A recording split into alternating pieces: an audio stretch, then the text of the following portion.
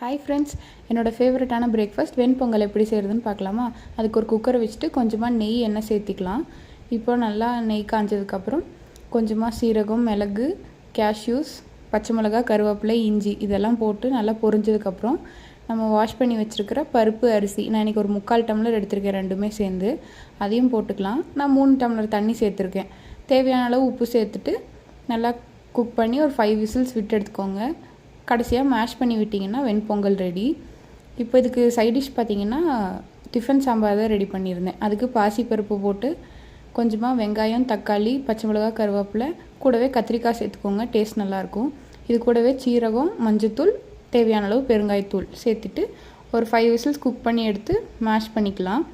Mash பண்ணதுக்கப்புறம் கொஞ்சமாக மிளகாத்தூள், தேவையான அளவு உப்பு சேர்த்திட்டிங்கன்னா டிஃபன் சாம்பாரும் ரெடி. இது கூட தேங்காய் சட்னி வச்சு சர்வ் பண்ணாலும் சூப்பராக இருக்கும். பாய்.